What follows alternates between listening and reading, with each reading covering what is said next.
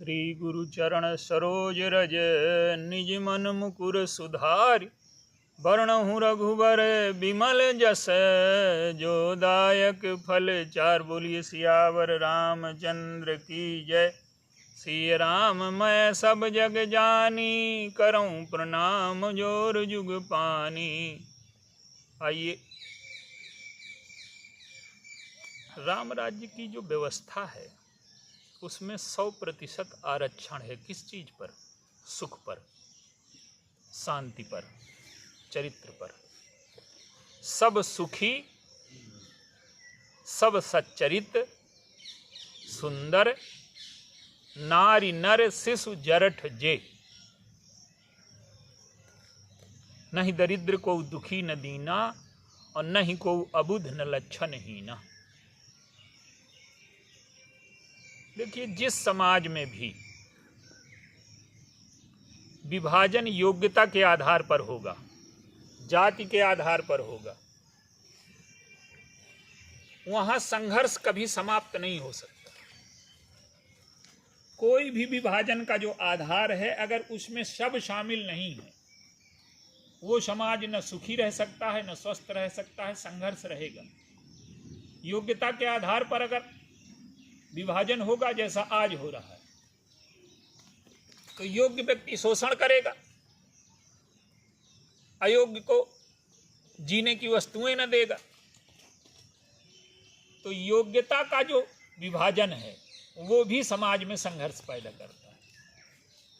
जाति का जो आरक्षण है वो भी, एक जाति श्रेष्ठ हो जाए, दूसरी निकृष्ट हो जाए, तो ये स्थितियां जब समाज में आती हैं, वो समाज कभी सुखी नहीं हो सकता, क्योंकि वो संघर्ष रहेगा। जिसके पास ज्यादा है वो बचाने की कोशिश करेगा, जिसके पास कम है वो छीनने की कोशिश करेगा। तो राम राज्य में ये चमत्कार कैसे संभव हुआ? एक दृष्टांत से आप देखें। हमारा परिवार है, हमारे परिवार में एक भी व्यक्ति अगर बीमार हो जाए, वो कुछ न बोले, केवल शांति से लेट भर जाए, तो पूरे परिवार में अशांति पैदा हो जाए। क्या हो गया, क्यों नहीं बोल रहे, आज तबीयत खराब है। तो समाज में अगर एक भी व्यक्ति दुखी है तो उस समाज को संपूर्ण नहीं कहा जा सकता।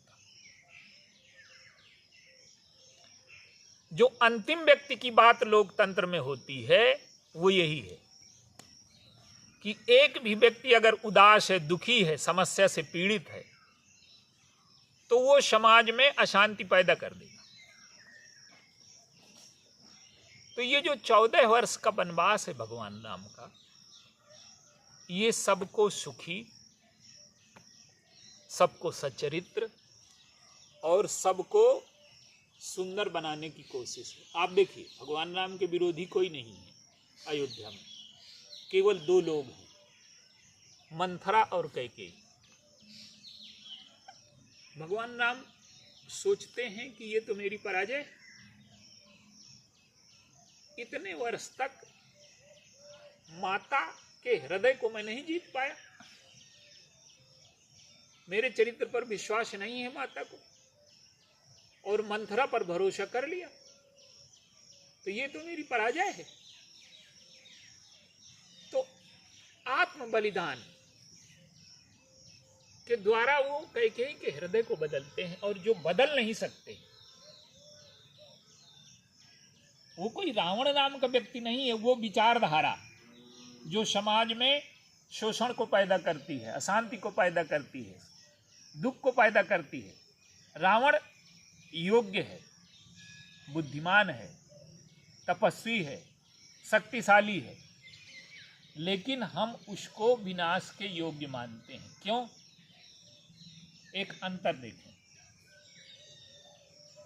जो परिस्थितियां भगवान राम के साथ होती हैं, वही परिस्थितियां रावण के साथ होती हैं।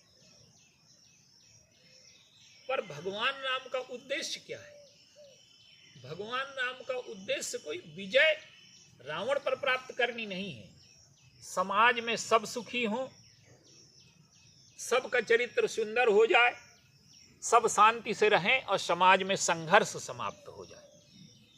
राम राज्य की जो सबसे बड़ी उपलब्धि है, जो सबसे बड़ी क्रांति है, वो समाज में संघर्ष को समाप्त कर देना है। किसी भी प्रकार का भेद रहेगा, विभाजन रहेगा, समाज हमेशा संघर्षरत रहेगा और कभी भी समाज में शांति नहीं हो सकती। दृष्टांत आप देखें, रावण संघर्ष करता है, किस लिए? जिसकी वस्तु है उस पर अधिकार पाने के लिए। कुबेर पर धावा किया उसने और लंका को छीन लिया, पुष्पक यान को छीन लिया। और भगवान राम युद्ध करते हैं किस लिए?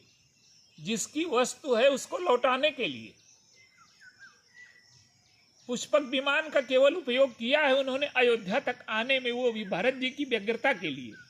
और जैसे ही पुष्पक से उतरे तो उतर कहो प्रभु पुष्प, कहीं तुम कुबेर पह जाओ। तो लंका का युद्ध जो संघर्ष है वो इसलिए हो रहा है कि जिसकी वस्तु है उसे लौटा दी जाए। समाज में जो संघर्ष होता है कि जिसकी वस्तु है हम छीन लें, जो रावणत्व की वृत्ति है। और दूसरा दृष्टांत क्या है?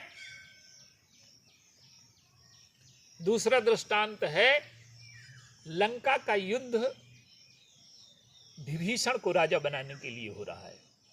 लंका में कोई भारत का प्रतिनिधि नहीं बैठा, लंका से कोई संधि नहीं की गई, लंका को दबाया नहीं गया। तो दूसरा कारण है युद्ध का, संघर्ष का, राज्य को उपयुक्त अधिकारी देने के लिए। और वो लंका का निवासी है, अन्याय के विरुद्ध उसमें संघर्ष करने का साहस है, वो सत्याग्रही है। वो भाई के नाम पर, जाति के नाम पर, देश के नाम पर अन्याय का समर्थन नहीं करता।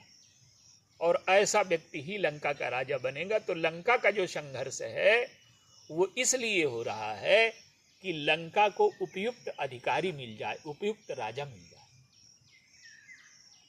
और तीसरा कारण देखिए, प्रभु के मन में शत्रुता किसी के प्रति है ही नहीं, द्वैत उनके मन में है ही नहीं। तो रावण क्या करता है? पहले सैनिकों को भेजता है, फिर सेनापतियों को भेजता है, फिर भाई को भेजता है, फिर पुत्र को भेजता है। जब ये सब मारे जाते हैं तो अंत में जाता है। उसके चरित्र में भी उदारता है। और जब अंत में जाता है तो सबको मिटा करके मिटा। और उसके चरित्र की उदारता दिखाई देती है तो कैसे दिखाई देती? लंका जीता तो जहि जस जोग बांटी ग्रह दीन है, और सुखी सकल रजनीचर कीन है। सबको बंटवारा कर दिया। लेकिन उस बंटवारे के मूल में क्या है? जब तक देखिए सोचने का मूल केंद्र स्वार्थ है, जब तक भावना पवित्र नहीं है, तब तक श्रेष्ठ दिखाई देने वाली क्रिया भी बहुत दिन टिकेगी नहीं। उद्देश्य पवित्र हो, भावना पवित्र हो, क्रिया श्रेष्ठ न भी हो। जैसे लंका का युद्ध लड़ा जा रहा है तो क्रिया तो कठोर है, लेकिन भगवान राम ये युद्ध क्यों लड़ रहे? वो अपने लिए नहीं लड़ रहे, वो दिखाया जाता है कि सीता जी के लिए है। वो समाज में ऐसे लोग जो सुख शांति छीनते हैं, इस विचारधारा के पराजय के लिए। तो भगवान राम और रावण में क्या अंतर है?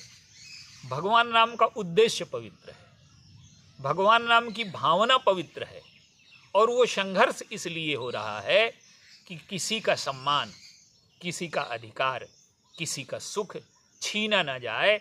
ये विचारधारा रावण की है। तो रावण क्या करता है? सैनिकों को सब कुछ बांट दिया। अब देखिए दोनों के चरित्र का अंतर देखिए। सब कुछ बांट दिया, सुखी हो गए। सुखी सकल रजनीचर की, इन्हें भाइयों का विवाह किया, सब कुछ लगता है बहुत श्रेष्ठ, अच्छा राजा है। लेकिन जब युद्ध हुआ तो सैनिक भगने लगे। तो तलवार लिए पीछे रावण खड़ा है, कहता है कि समर भूमि भय बल्लभ प्राणा, सर्वस खाई भोग कर नाना, सारे भोग भोगे और मैंने जो दिया, अब युद्ध से प्राण बचा करके भग रहे हो। और जो रन विमुख सुना मैं काना, तो मैं हतब कराल कृपाना। अब उसका स्वार्थ प्रकट हो गया। जो उदारता थी वो दूसरों का बलिदान कराने के लिए थी, स्वार्थ की पूर्ति के लिए थी। और भगवान राम, उनके सैनिक भी भगते हैं। भगवान राम क्या करते हैं? वो कहते हैं, सुन सुग्रीव विभीषण अनुज सम्हारे हुसैन। इनको विश्राम की जरूरत है, इनको विश्राम दो। और मैं देखूं खलबल दलही, मैं आगे जाकर के देखता हूं। और जब संघर्ष बहुत बढ़ा तो दोनों ओर की सेनाएं थक गईं। तो अपने सैनिकों के विश्राम की तो चिंता है, रावण के सैनिकों के विश्राम की भी चिंता है। क्या कहते हैं? द्वंद्व युद्ध देखो सकल श्रमित भय शब्बीर। तो भगवान राम का जो संघर्ष है वो हृदय पर विजय पाने का है। लंका को उन्होंने शस्त्र से जीता, वो चूंकि वो विचारधारा को पराजित करना है जो दूसरों के शोषण, दूसरों के सुख को छीनती है। लेकिन लंका पर जो विजय पाई वो लोगों के हृदयों पर विजय पाई। तो राम राज्य एक ऐसा दिव्य राज्य है जिसमें संघर्ष समाप्त हो गया है, सब प्रकार की समता आ गई है। और सभी लोग, उसमें कोई वर्ग नहीं, कोई देश नहीं, कोई जाति नहीं, तो जिसमें सब सुखी हैं, सब सच्चरित्र हैं, सब सुंदर हैं, सब शांति से रहते हैं। और किसी को कोई रोग नहीं है, किसी को किसी प्रकार का अभाव नहीं है, किसी की अकाल मृत्यु नहीं होती, कोई पेड़ से गिर करके नहीं मरता, किसी को कोई सांप नहीं काटता, कोई हिंसक जंतु के द्वारा मृत्यु नहीं होती। जो सब प्रकार का सुख है, चरित्र 100% शुद्ध हो गया। राजा का अकेले नहीं, प्रजा का भी। तो जब हमारा चरित्र 100% शुद्ध हो जाएगा, हम किसी के अधिकार को छीनना न चाहेंगे, अपने अधिकार को बांट देना चाहेंगे। और तब तक ये संभव नहीं है जब तक ये जो 14 वर्ष का वनगमन है भगवान राम का, ये सबके हृदय को पवित्र बनाने की प्रक्रिया है, सबके हृदय को शुद्ध बनाने की प्रक्रिया है। और राम राज्य में प्रत्येक व्यक्ति ने एक चीज पर विजय पाई है। और अगर उस चीज पर व्यक्ति विजय पा ले तो सुख पर 100% आरक्षण सबका हो सकता है। और वो विजय किस पर पाई है? जीतन मनहु सुनी अस रामचंद्र के राज। प्रत्येक व्यक्ति ने अपने मन को जीत लिया है। और जो मन पर विजय पा लेता है, मन को दास बना लेता है, और मन अपनी सीमाओं से, अपनी मर्यादा से, अपने धर्म से, अपनी सीमा से जब आगे नहीं जाता तो 100% आरक्षण सुख का हो जाता है। और ये अद्वितीय क्रांति समाज में एक बार हुई है, जिसे हम राम राज्य कहते हैं। व्यक्ति और समाज के संबंधों का चरम विकास, दुख का अभाव और 100% सुख का आरक्षण, ये राम राज्य है। बोलिए सिया।